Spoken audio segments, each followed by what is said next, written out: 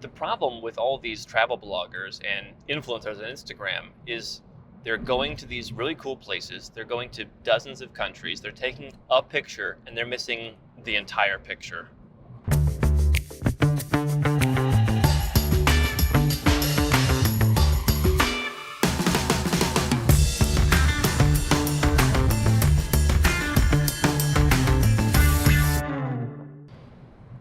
You follow all these people on Instagram, and like what the change, the trend in travel in the last 10 years has so changed to where, like, 10 years ago nobody was going to Sri Lanka. Now Sri Lanka is the emerging go-to destination.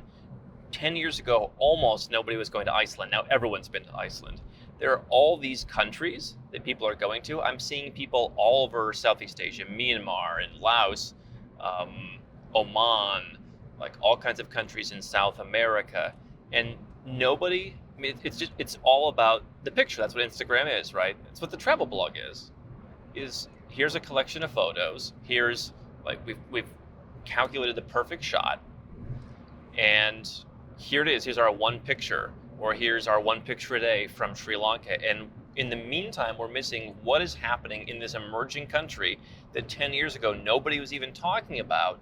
Now it's on the map. Can I bank here? Can I buy property here that's going to go up in value?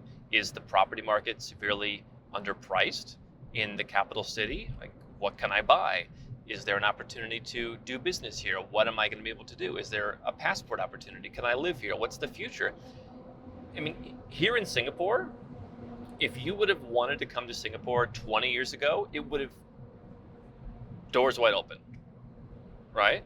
Right. And so now you have to have millions, essentially, to get in.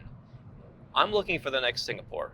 I'm looking for the place that is undervalued right now, that nobody knows about and no one's talking about, and I can go in and I can get my foot in the door. I can get that call option of a residence permit or of a bank account or whatever while it's easy.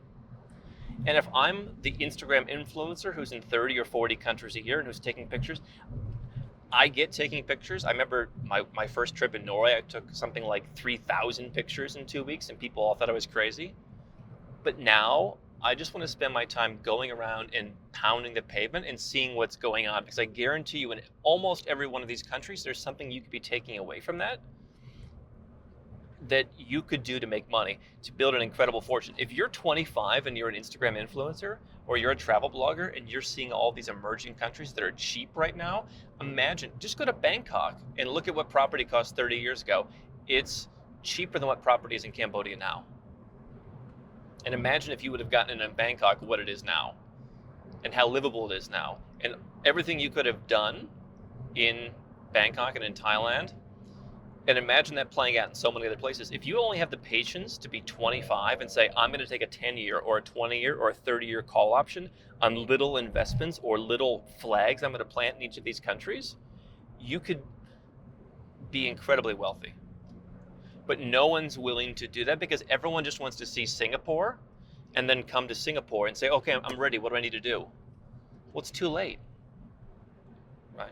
If you want permanent residence in Singapore, and you better have a lot of money. You better have like a really important business. You better have something really important because they don't need you anymore. The countries that people are going to that are exploring now, that I think it's great that people are exploring these new frontiers. I think it's great people are coming to Georgia. You know what? I'm happy for my property values that I own 4 apartments and land and 3 pieces of land in Georgia. I'm happy for that people are coming, that more flights are coming, that Ryanair is talking about coming in. I'm happy. I mean, I'm not happy that I want the culture to stay to some extent, but I'm glad people are coming and spending money and building things up, and hotels are going up because my property value is going to go up. I got in a property in Tbilisi for $509 a square meter in the city center. And so I got in the other one in Akalsika Street for like $430 a square foot. Imagine what that call option will look like in 20 years. Imagine what how difficult it will be to get at a TBC bank in 20 years, and now say, okay, I'm the influencer who's in Kazakhstan, I'm in Uzbekistan, I'm in Sri Lanka, I'm in all these different places. Some of them may just not have much of anything, and at least you'll know that. But if you can take one thing that you can do from each country to make money or build your freedom, that's incredibly powerful. And very few people are doing it. It's very sad.